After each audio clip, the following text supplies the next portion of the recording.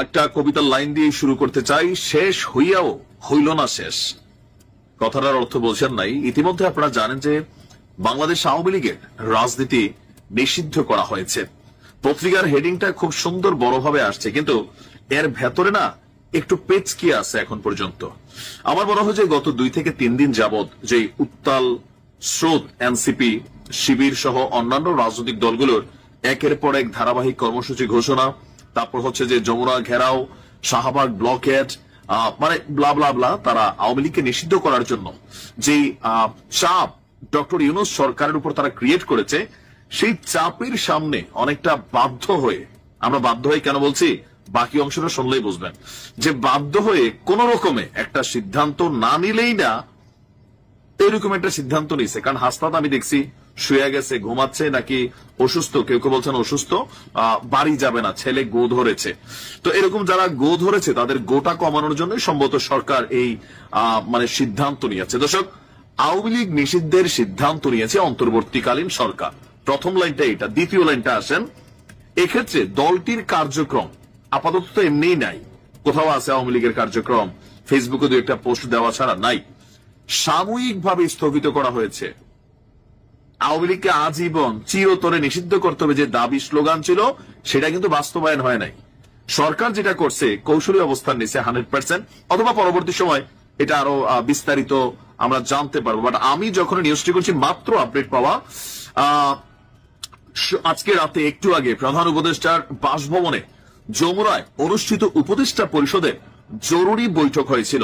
সেখান থেকে সিদ্ধান্ত আসছে যে বাংলাদেশ আওয়ামী লীগের রাজনৈতিক কার্যক্রম সাময়িকভাবে আপনার স্থগিত করা হয়েছে। তাহলে এই লাইন দুইটার মধ্যে তো একটা সামঞ্জস্যতা আমরা কি পাচ্ছি নাকি পাচ্ছি না। যেমন প্রথম লাইনটা হচ্ছে আপনার আওয়ামী লীগ নিষিদ্ধের সিদ্ধান্ত নিয়েছে, নিষিদ্ধ এক জিনিস, তবে চিরতরে নিষিদ্ধ আরেক জিনিস। সাময়িকভাবে, যেমন ধরেন বাংলাদেশে হয় কি, সরকারি অফিসাররা কোনো যেমন কোনো ওসি গোষ্ঠুস খাইলে বিষয়টা ভাইরাল হয়ে গেলে তখন হয় কি যে তাকে সাময়িক প্রত্যাহার করা হয়।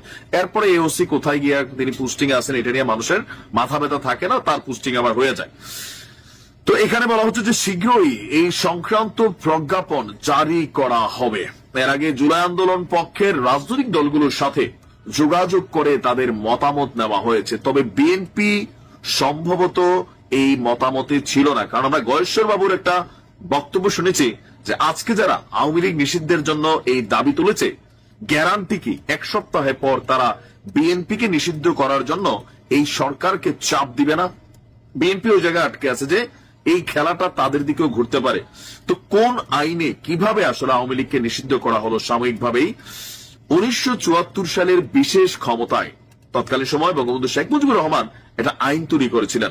সেই আইন পলিটিক্যাল পার্টি অধ্যাদেশ 1978 এবং সন্ত্রাস বিরোধী আইন 2009। এই দুটি আইনের মাধ্যমে রাজনৈতিক দল বরখাস্ত, সাময়িক অথবা আজীবন নিষিদ্ধের সুযোগ রয়েছে। তো এখানে তিনটার মধ্যে সবচেয়ে সহজ যেটা সরকার এটারই পিক করছে, বরখাস্ত, সাময়িক অথবা আজীবন নিষিদ্ধ। তো বরখাস্ত করলেও একটা বিপদ হইতো আওয়ামী লীগের জন্য অনেক বড়। সাময়িক যেটা হয়েছে এটা হচ্ছে যে অধিকতর সিদ্ধান্ত আবার পরিবর্তন হইতে পারে, যেহেতু এটা নিয়ে প্রজ্ঞাপন জারি করা হবে, তারপর এটা নিয়ে হয়তো আইন আদালত অনেক কিছু আমরা দেখবো, সেখান থেকে আরো বৃহত্তর অংশে আন্দোলন আরো বড় হইলে নানানভাবে এটার রিয়েকশন আবার বাড়তে পারে। তো এই খবরে আসলে আওয়ামী লীগের রাজনৈতিক ভাবে শিক্ষণীয় একটা বিষয় আছে আমার মতে।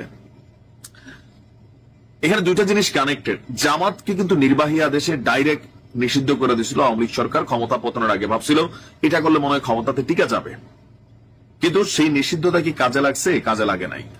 রাজনৈতিক কার্যক্রম সাময়িকটা মোটামুটি পার্মানেন্টই বন্ধ করে দিয়েছিল জামাত ইসলামের। জামাত ইসলাম কি শক্তি অর্জন করছে না হারাইছে? অর্জন করছে। তবে আওয়ামী লীগ সরকারের এখান থেকে শিক্ষণীয় এইটা, সাময়িক করছে, এটা একটা চাপ তৈরি হবে, কিন্তু আওয়ামী লীগ সরকারের সিদ্ধান্ত নেওয়ার বিষয় যেটা, যারা ভবিষ্যতে আওয়ামী লীগের রাজনীতি করবেন, ক্ষমতা থাকলে গায়ের জোর থাকলে অনেক কিছুই করা যায়। এখন আওয়ামী লীগের নিষিদ্ধ সিদ্ধান্ত অনেকে বলতেছে এটা ক্ষমতার জোরে, গায়ের জোরে। আপনারাও কিন্তু জামাতরে করছেন। বিএনপির রাজনৈতিক কার্যক্রমে অনেক ধরনের ডিস্টারবেন্স আওয়ামী লীগ সরকার কিন্তু ক্রিয়েট করছিল, এগুলো অস্বীকার করার সুযোগ নাই, তাই না? বেগম খালেদা জিয়ার বিদেশে চিকিৎসা নিয়ে পর্যন্ত করছিল, কিন্তু ফাইনালি আজকের দিন আপনি কি দেখছেন? কালকে আপনি যে চেয়ারটাতে বসে ভাবছেন যে পুরোটা দেশ আমার, যা খুশি করবো, মানুষ কি ভাবলো ডাজেন্ট ফ্যাক্ট। আজকে আবার দেখেন এই গৈটা আপনাদের উপরে চলে আসছে।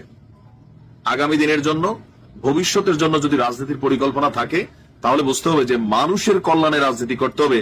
ওই হাইব্রিড ক্যারেক্টার, প্রোফাইল, ধান্দাবাজ, লুটেরা, সিন্ডিকেট, এগুলা ভাই খায়া ফেলবে। ক্ষমতা চিরস্থায়ী না। সো এখানে সিদ্ধান্ত নিতে, হিসাব করে নিতে হবে। যে জামাত নিষিদ্ধ ছিল, আজকে তারা রাজপথে অবস্থান। আজকে সেই জামাতের কাছে আওয়ামী লীগের নেতারা কত অসহায়, তাই না? সো এখনো যাদের ক্ষমতা আছে তারাও হিসাব নিকাশ করে চলবেন, যেন ভবিষ্যতে আবার আপনাদেরকে আমরা অসহায় রূপে আগে যেমন দেখছি এরকম না দেখি। তো দেখা যাক এটার ফুল অ্যানালাইসিসটা কি হয়। এরকম আন্দোলনের মাঝখানে হাসনাত আব্দুল্লাহ এবার যে জিনিসটা তিনি বক্তব্য দিয়েছেন, এটা সরকার একটা গোপন ইস্যু তিনি ফাঁস করে দিলেন। সরকারি বেসরকারি সেনাপ্রধান সবকিছু নিয়ে, মানে সেনাপ্রধান না, সেনাবাহিনী, এগুলা ফাঁস কইরা সরকারের গলায় কি দড়ি লাগাচ্ছেন? মানে ডক্টর ইউনূসের উপরে এমনি বাকি রাজনৈতিক দলগুলো বিরক্ত ছিল, সেটাকে কি আরো বাড়াই দিচ্ছেন নাকি আসলে ভালো করতেছেন? আমি নিজেও জানি না যে আসলে কি ঘটতে চাচ্ছে বা কি ঘটবে। বাংলাদেশের সরকারি, বেসরকারি এবং সামরিক পর্যায়ে ভারতের গোয়েন্দা সংস্থা এবং দেশটির হাই কমিশন অন্তত 23টি মিটিং করেছে। 23টি মিটিং দাবি করেছে কে? হাসনাত। সে তার নিজের ভেরিফাইড ফেসবুক অ্যাকাউন্টে এক পোস্টে তার এই বক্তব্য, তার বক্তব্য শুধু এই মাসেই ভারতের গোয়েন্দা সংস্থা এবং হাই কমিশন বাংলাদেশের সরকারি, বেসরকারি ও সামরিক পর্যায়ে 23টি মিটিং করেছে। লিখে রাখেন, আওয়ামী লীগকে পুনর্গঠনের সুযোগ করে দিতেই উদ্দেশ্যমূলকভাবে বিচারের নামে কালক্ষেপণ করা হচ্ছে। এক পর্যায়ে গিয়ে বলা হবে, একসময়ের জনসমর্থিত রাজনৈতিক দলকে নিষিদ্ধ করা আমাদের কাজ না। টেনশন হাসনাতের আছে, সার্জিসেরও আছে। কারণ আওয়ামী লীগ যতক্ষণ ক্ষমতায় ছিল ততক্ষণ এই ক্ষমতার মধু, সধু, রাম, শাম সব কিন্তু তারা খাইছে, দাদারছে। এবং শেখ হাসিনার কাজ পর্যন্ত তাদের ছবি টবি আছে, মানে ওই লেভেল পর্যন্ত পৌঁছে গিয়ে ছবি তুলছে। আর কোথাও না কোথাও পলিটিক্যাল পয়েন্ট অফ ভিউতে আওয়ামী লীগের কাছে সবচেয়ে বড় গাদ্দার হিসাবে, কিন্তু পলিটিক্যাল পয়েন্ট হিসাবে গাদ্দার হিসাবে হাসনাত, সার্জিসের লিস্টে আছে। এদের টেনশনটা অন্যদের থেকে একটু বেশি থাকবেই, খুবই স্বাভাবিক। তো এখন মন প্রাণ দিয়া তারা সর্বোচ্চ চেষ্টা করছে আওয়ামী লীগকে নিষিদ্ধ করার। এর মধ্যে যুবলীগ, ছাত্রলীগ, আরো যে লীগ আছে এগুলোকেও নিষিদ্ধ করার জন্য দাবি চরমে। তবে এখন তার এই পোস্টে তিনি বলছেন, যার এজেন্ডায় গণহত্যাকারী আওয়ামী লীগের বিচার নাই, যার এজেন্ডায় আওয়ামী লীগকে নিষিদ্ধ করা নাই, তার সঙ্গে আমরা নাই। এখন ধরেন এনসিপি বলল যে তারা ডক্টর ইউনূসের পক্ষে নাই, তো ডক্টর ইউনূসের কি পতন হবে? জীবনও হবে না। বিএনপি ডক্টর ইউনূসের পক্ষে অবস্থান নেবে, এমনিও আছে। বাট হাসনাতরা যদি কোনো আলটিমেটাম দেয়, সেটাতে তাদের আলটিমেটামে সরকার পতন, ডক্টর ইউনূসের পতন অথবা এখানে কোনো উপদেষ্টার পতন, আমার মনে হয় না যেখানে আর কিছু হবে। তারা কৌশলে এখানে যে জিনিসগুলো চাচ্ছে বা বলছে, এটা আমার মনে হয় না যে খুব বেশি কার্যকর হবে। বরঞ্চ এগুলো পরিস্থিতিকে আরো বিগড়াচ্ছে, যে এদের আজকে এটা মন চাচ্ছে, কালকে এটা মন চাচ্ছে, অথবা এরা যে জিনিসটা চাচ্ছে। আমার একটা সহজ সরল প্রশ্ন হাসনাত এবং সার্জিসের কাছে, তোমরা দুজন তো একদম প্রথমে গিয়ে আওয়ামী লীগ নিষিদ্ধের ব্যাপারে রিড করছিলা, সেই রিডটা কেন তোমরা খারিজ করে দিলা 24 ঘন্টার মধ্যে? ওয়াই? অন্তত একটা কিছু নিয়ে তো প্রসেসিং হইতে পারত। এখন যত কিছু আছে ডক্টর ইউনূস সরকারের ঘাড়ে চাপানোর একটা সিস্টেম আমরা দেখছি।